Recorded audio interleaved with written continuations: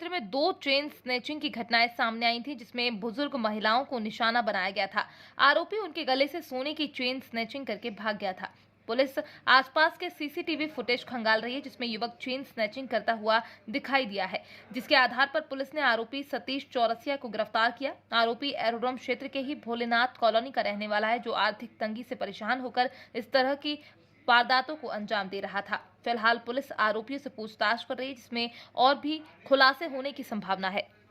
Police ने सभी बिंदुओं को एकत्र कर और सीसीटीवी फुटेज के आधार पर ट्रैकिंग कर और स्थानीय नागरिकों की मदद से आरोपी को शिनाख्त किया है और आरोपी सतीश चौरसिया, जो कि भोलेनाथ कॉलोनी का रहने वाला है, उसको राउंड अप किया है, गिरफ्तार किया है। आरोपी से पूछताछ के उपरांत उससे दोनों ही घटनाएं उसने कबूल की हैं और दोनों घटनाओं में उसके द्वारा जो एक सोने का मंगलसूत्र और एक सोने की चेन, दोनों ही आरोपी से बरामद कर ली गई हैं। पूछताछ में यह बात भी सामने आई कि आरोपी द्वारा उक्त घटनाएं आर्थिक तंगी के चलते करना बताया है, किंतु आरोपी के द्वारा आपराधिक जिस तरह के आपराधिक कृत्य किए गए हैं, उसको देखते हुए इसकी पूर्ण आशंका है कि उसने और भी ऐसी घटनाएं की होंगी। इस संबंध में उससे गहन पूछताछ की जा रही है। जयस ने जनजाति सुरक्षा मंच द्वारा आयोजित 8 मई की रैली का विरोध कर दिया है। उनका कहना है कि भारतीय संविधान के आर्टिकल 345 के तहत जनजाति सुरक्षा मंच धर्म बदल चुके लोगों की डिस्टिलिंग नहीं करवा सकता है। उन्होंने कहा है कि जनजाति सुरक्षा मंच आदिवासियों को बरगला रहा है, क्योंकि धर्म परिवर्तन करने वाले आदिवासियों को बाहर करने के बजाय उनकी वापसी का रास्ता बनाना चाहिए। जयस से जुड़े पदाधिकारियों ने कहा है कि केंद्र राज्य सरकार आदिवासियों को आपस में लड़ाकर षड्यंत्र कर रहे हैं।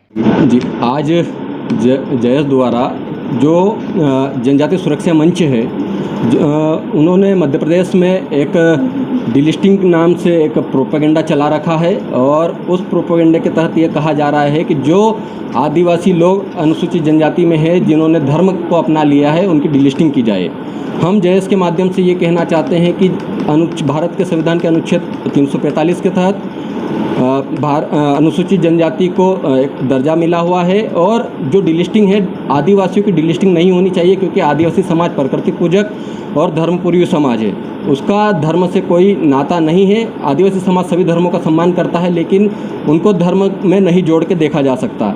इसीलिए जो डिलिस्टिंग वाले लोग हैं वो कह रहे हैं कि डिलिस्टिंग कर देना चाहिए। हम लोगों का कहना है कि आदिवासियों की डिलिस्टिंग के बजाय उनको धार्मिक या अपने सांस्कृतिक रूप से, प्रकृतिवादी रूप से उनको अपनी संस्कृति को और वापस लौटाना चाहिए, घर वापसी होना चाहिए, ताकि आदिवासियों की जनसंख्या जो कम करने का जो राज्य सरकार के साथ मिलकर जनजाति सुरक्षा मंच जो भ्रम फैला रहा है, यह बंद होना चाहिए।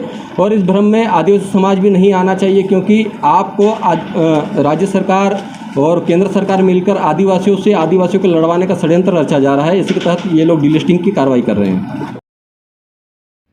दरअसल मंदिर के बंद दरवाजे का ताला तोड़ने के बाद चोर ने दिन दहाड़े चांदी की कटोरी सहित दान पेटी से करीब 5,000 रुपए की चोरी की घटना को अंजाम दिया था। मंदिर का ताला टूटने के बाद ग्रामीणों ने सीसीटीवी में देखकर युवक को पकड़कर कसरावत पुलिस को सौंपा।